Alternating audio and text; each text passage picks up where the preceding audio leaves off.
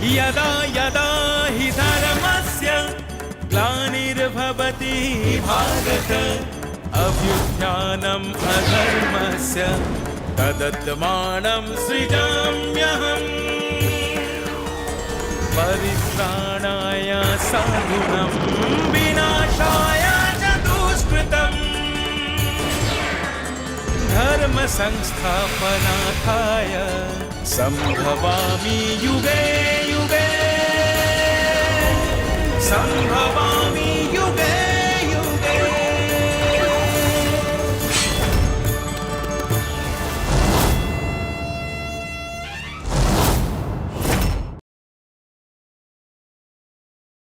সময়ের চাকা ঘুরতে ঘুরতে এসে দাঁড়ালো দৈত্যবনে।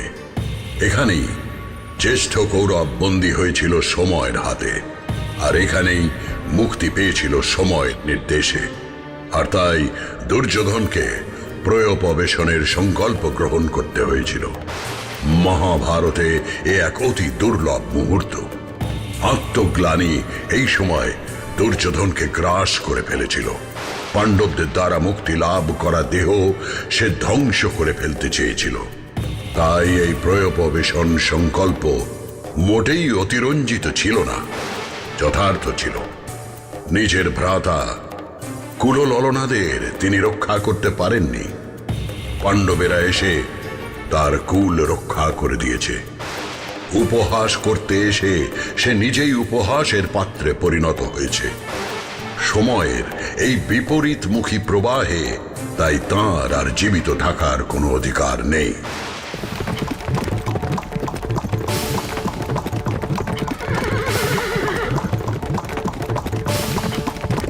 কে কে তুই? আমি গন্ধর্বরাজ চিত্রসেন, তোমাকে বন্দী করে আমার সাথে নিয়ে যেতে এসেছি। আমাকে বন্দি করবি বলে এসেছিস? তাহলে দেখ কে কাকে বন্দি করে। ওয়াহ! ওয়াহ! বাঁচাও! বাঁচাও! ওয়াহ! বাঁচাও! বাঁচাও! শোনো হে গন্ধর্ব সেনাপতি, যুবরাজ দুর্যোধনকে মুক্ত করতে আমরা এসেছি।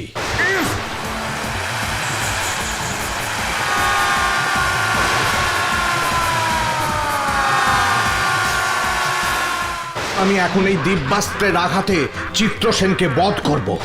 আমাকে দিব্যাস্ত্রের দ্বারা তুমি বধ করো না সখা, আমাকে ক্ষমা করো সখা।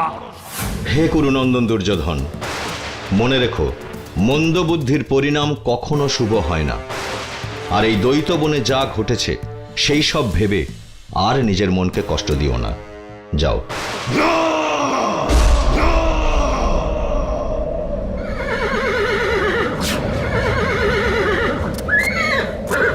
কি হলো দাদা, এভাবে থেমে গেলে কেন? থেমে তো অনেক আগেই আমরা গেছি। যখন গন্ধর্ব রাজের হাতে বন্দী হয়েছি তখন থেকেই তো থেমে গেছি। এসব কি বলছো দাদা? দেখো একবার পিছনে ফিরে, সমগ্র শোভাযাত্রা থমকে গেছে। চলো আমরা সামনে এগিয়ে যাই। না, আর না ভাই, আমি আর কোথাও যাব না। হ্যাঁ, এর কি অর্থ দাদা? কি করতে চাইছো তুমি? আমার পক্ষে এই অপমান মাথায় করে নিয়ে আর হস্তিনাপুরে প্রবেশ করা সম্ভব হবে না। দাদা, তোমার বিশ্রামের প্রয়োজন। আমি এখানেই বিশ্রাম নিতে চাই। হ্যাঁ, আমি চিরদিনের মতো বিশ্রাম নিতে চাই। আমি ব্যর্থ, আমি পরাজিত, বেঁচে থাকার কোনো অধিকার আমার নেই। দাদা,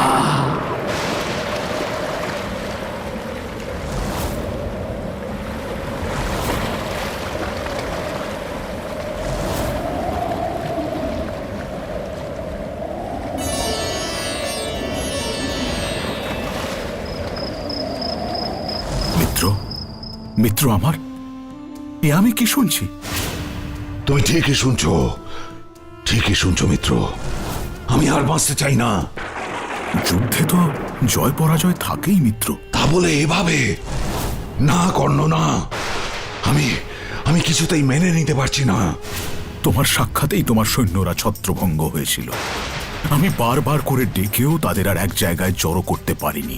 আমি শত্রুদের স্বরে ক্ষতবিক্ষত হয়ে পড়েছিলাম, বাধ্য হয়েছিলাম তাই যুদ্ধক্ষেত্র থেকে পলায়ন করতে।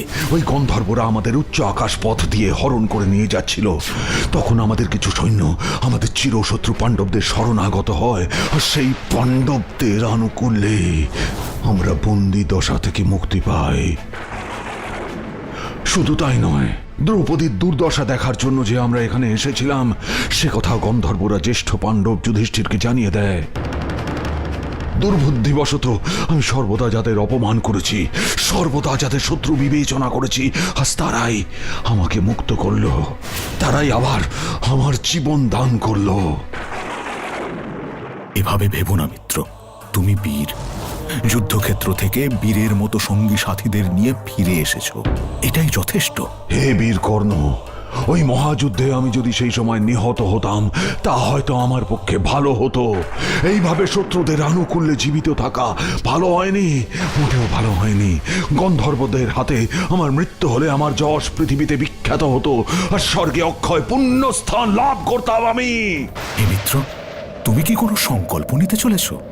যথার্থ যথার্থ মিত্র, তুমি তাই ঠিক বুঝে নিয়েছ। আমি মামা শকুনি আর আমার প্রিয় ভাই দুঃশাসনকে সংবাদ প্রেরণ করেছি। আমরা এসে গেছি ভাগ্নে। তোমার মনের যা কথা সব এবার বলতে পারো। হে গান্ধার নন্দন মাতুল শকুনি, হে বীর মিত্র কর্ণ, আমার সবচেয়ে প্রিয়তম ভাই দুঃশাসন, আমি তোমাদের সামনে আমার মনের এক সিদ্ধান্ত স্থাপন করছি। ভাগ্নে ভাগ্নে, মন শান্ত করো। অস্থির মনে কখনো সঠিক সিদ্ধান্ত গ্রহণ করা যায় না ভাগ্নে। আমি একেবারে শান্ত মনেই আমার সিদ্ধান্ত জানাচ্ছি। কাল সকালে আমার সকল ভ্রাতা ভার্যা বাহন পরিজনদের নিয়ে সাজানো এই শোভাযাত্রা হস্তিনাপুরে ফিরে যাবে। আমি যাব না, এখানে প্রায় উপবেশন করব। যতদিন পর্যন্ত আমার মৃত্যু না হচ্ছে কোনো আহার মুখে তুলব না আমি। দাদা, মিত্র দুর্যোধন, এমন চিন্তা কল্পনাতেও এনো না তুমি। ভুলে যেও না ভাগ্নে, তুমি হস্তিনাপুরের ভবিষ্যৎ। সে আপনি চিন্তা করবেন না মামা, আমি তার জন্য পৃথক চিন্তা করে রেখেছি। আমার প্রিয় ভাই দুঃশাসনকে অগ্রবর্তী করে আপনারা সবাই ফিরে যান। শত্রুদের মান বৃদ্ধি করে আর মিত্রদের মান নষ্ট করে এই অপমানিত মুখ নিয়ে আমি ফিরতে পারবো না হস্তিনাপুরে। কি বলছো জ্যেষ্ঠ ভ্রাতা? তুমি থাকতে আমি যাব সামনে। হে প্রিয় দুঃশাসন, তুমি আমার কথা শোনো। আমি তোমাকে অভিষিক্ত করছি, তুমি তা স্বীকার করো, রাজা হও। আমার পরম মিত্র কর্ণ আর মাতুল শকুনির পরামর্শে রাজ্য শাসন করো তুমি। না মিত্র না, যখন তুমি সৈন্য নিয়ে গন্ধর্বদের আক্রমণ করেছিলে তখন পাণ্ডবেরা যে তোমার পেছনে যায়নি সেটাই তারা অন্যায় করেছে। কেন মিত্র, কেন? পাণ্ডবেরা সকলেই এখন তোমার দাস, তারা এই বনেই বাস করে। কাজেই তাদের এটা জানা উচিত যে কোথায় কোন বিপদ লুকিয়ে আছে, আর সেই বিপদ থেকে রাজাকে রক্ষা করা দাসেদের মহৎ কর্তব্য। না মিত্র, আমি আমার সংকল্পচ্যুত হতে পারবো না। ভাগ্নে ভাগ্নে, কর্ণের উপযুক্ত কথা তো তুমি শুনেছ, এবার আমি তোমায় যা বলি তা শোনো। তোমার কোনো কথাই তো আমি অগ্রাহ্য করিনি মামা। আজও করো না ভাগ্নে। দ্রুত ক্রীড়া করে তোমার জন্য যে বিপুল ধনরাশি এনে দিয়েছি তা তুমি ভোগ করো।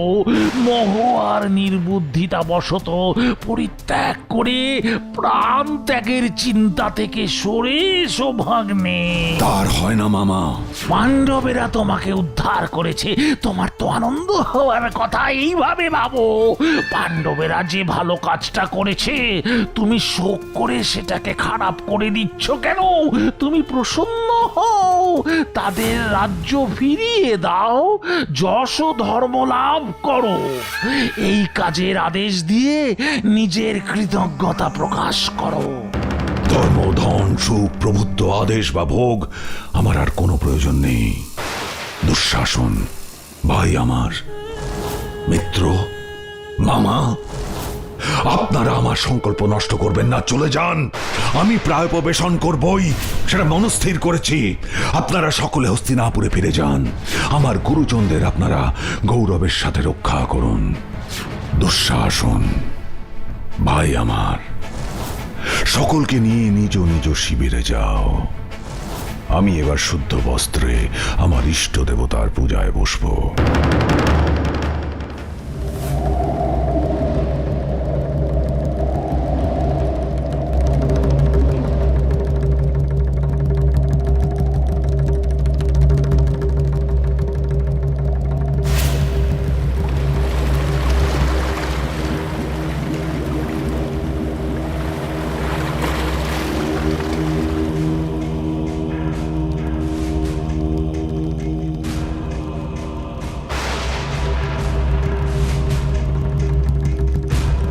সর্বনাশ!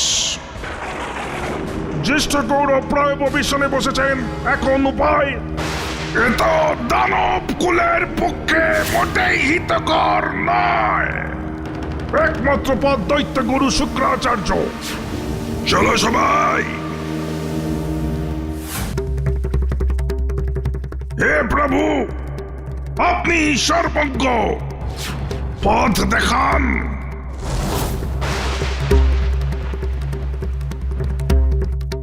শান্ত হও তোমরা, এবারও কঠিন সময়।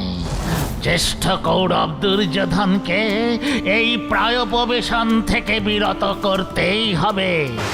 তাকে বোঝাতে হবে এই পথ তার জন্য নয়, তার জন্য তাকে আমাদের কাছে নিয়ে আসতে হবে। এখানে এই পাতালপুরীতে দুর্যোধনকে নিয়ে আসবো কি করে প্রভু? এর জন্য বেদোক্ত যজ্ঞ শুরু করতে হবে আমাদের। যজ্ঞ? অথর্ব বেদের মন্ত্র জপে উপনিষদের নির্দেশ অনুসারে যজ্ঞ করতে হবে। বেশ, তবে আমি প্রস্তুতি নিচ্ছি যজ্ঞানুষ্ঠানের।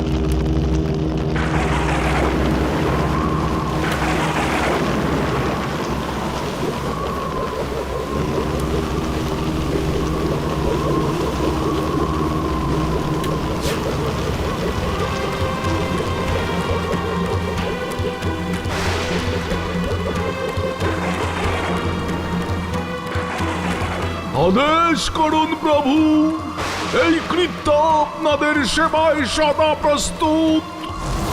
জ্যেষ্ঠ কৌরব দুর্যোধন প্রায়োপবেশনে বসেছেন, তাকে এখনই এখানে নিয়ে এসো। আপনাদের আদেশ শিরোধার্য প্রভু।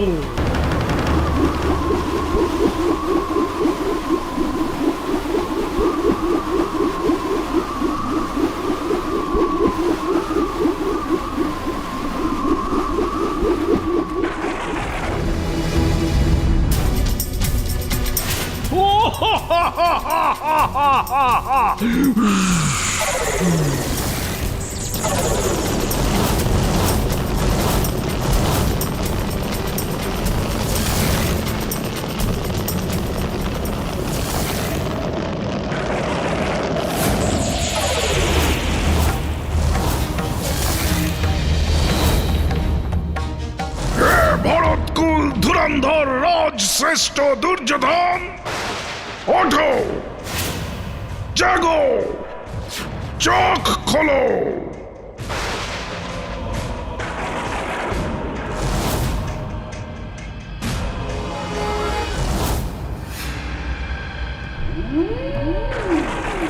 আমি কোথায়? পাতালপুরীতে দৈত্যকুলের মাঝে। হে দুর্যোধন, প্রায়োপবেশন কি আপনার উপযুক্ত কাজ?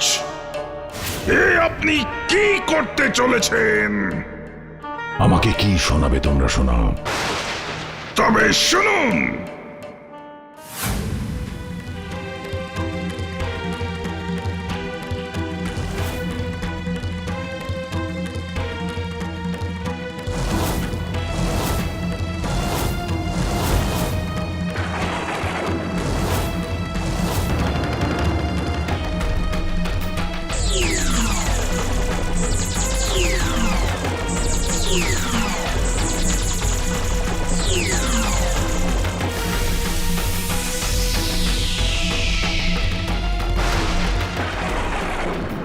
দীর্ঘকাল তপস্যা করে মহাদেবের কাছ থেকে আমরা আপনার মতো বীরকে পেয়েছি। তাই আপনি সাধারণ নন, আপনি স্বর্গীয়। যতই আমি স্বর্গীয় হই, আমার শত্রুরা স্বর্গীয় অস্ত্রে পারদর্শী। তার জন্য আপনার বিষণ্ণ হওয়ার বা ভয় পাওয়ার কোনো কারণ নেই। আমাদের দানব বীরেরা তাদের সংহার করবেন। দানবেরা আপনাকে সাহায্য করবার জন্যই ভূতলে জন্মগ্রহণ করেছেন। আপনার পূর্বজ মহাত্মা ভীষ্ম, দ্রোণাচার্য, কৃপাচার্যের মধ্যে প্রবেশ করবেন তারা। দানবেরা এদের চিত্ত বিকৃত করবে, স্নেহকে দূরে বিসর্জন দেবে। তখন তারা যুদ্ধে পুত্র, ভ্রাতা, বন্ধু, শিষ্য, জ্ঞাতি, বালক ও বৃদ্ধকেও প্রহার করতে ছাড়বে না। কিন্তু অর্জুন তাকে রোধ করবে কে? গন্ধর্বদের সাথে যুদ্ধ করার সময় অর্জুনকে দেখেছি নাম না জানা কত অস্ত্র প্রয়োগ করতে। তার সাথে পেরে ওঠা সম্ভব নয়। সে কোনো সাধারণ যোদ্ধা নয়। হ্যাঁ বীর দুর্যোধন, আপনি শান্ত হন। আপনার মনে অর্জুন সম্পর্কে যে ভীতি আছে তা ত্যাগ করুন। তোমাদের কি জানা আছে অর্জুন বধের কোনো উপায়? অর্জুন বধের উপায় আমাদের স্থির করা আছে। আপনি শান্ত হন। উপায় আছে? আছে উপায়? কি সেই উপায়? আমাকে জানাও তোমরা, আমি জানতে চাই। কৃষ্ণের হাতে নরকাসুর বধের কথা আপনার অজানা নয়? নরকাসুর? কৃষ্ণ, আমি তোকে হত্যা করবই। সেই শক্তিটুকুও তুমি হারিয়েছ নরকাসুর। তোমার সময় সমাপ্ত। यदा यदा हि धर्मस्य ग्लानिर्भवति भारत अभ्युत्थानम् अधर्मस्य तदत्मानं सृजाम्यहम्।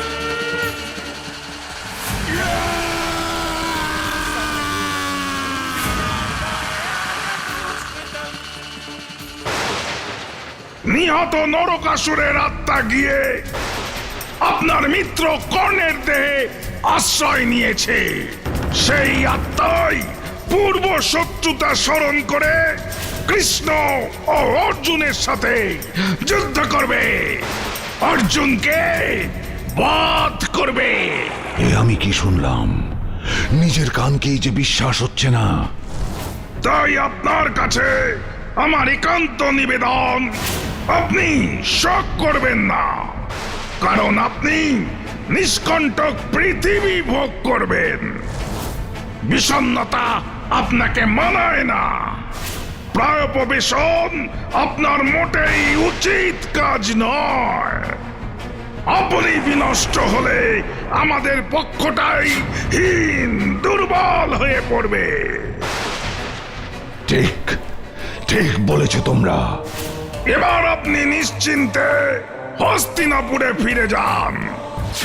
অন্য কোন প্রকার মন্দ বুদ্ধিকে নিজের মধ্যে স্থান দেবেন না।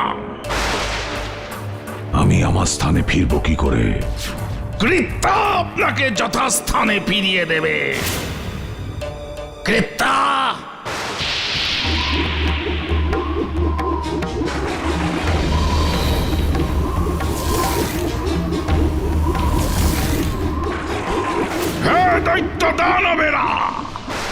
বিভিন্ন কুরু পুরুষদের দেহে প্রবেশ করে যুদ্ধের জন্য প্রস্তুতি নেবার সময় এসে গিয়েছে। যাও, প্রস্তুতি শুরু করো সকলে। আমি নিজে আশ্রয় নেব ওই কর্ণের দেহের অভ্যন্তরে।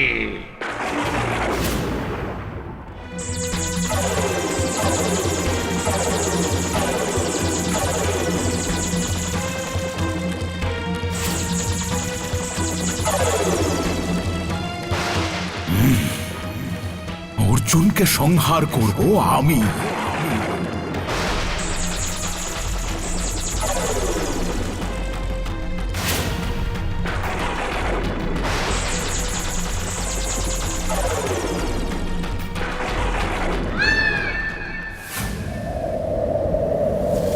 হে মিত্র, ওঠো। এটা তোমার মরণ বা বিষাদের সময় নয়। তুমি চিরকাল শত্রুদের শাসন করে এসেছো, তাহলে এখন কেন চিন্তা করছো? হ্যাঁ জ্যেষ্ঠ, এ আমাদের চিন্তার সময় নয়, ওঠো। হে মিত্র, আমি তোমার কাছে সত্য প্রতিজ্ঞা করছি যে 13 বছর পূর্ণ হলে আমি পাণ্ডবদের তোমার বশে এনে দেব। মামা শকুনি, মিত্র কর্ণ, প্রিয় কনিষ্ঠ দুঃশাসন, চলো হস্তিনাপুরে যাবার জন্য প্রস্তুত হও। দুর্যোধন প্রয়োপবেশন ভঙ্গ করলেন। শকুনি বা কর্ণের কথায় নয়, স্বপ্নে দানব ও দৈত্যদের আশ্বাসে দুর্যোধনের প্রতিশোধ স্পৃহা আরো বেড়ে উঠল।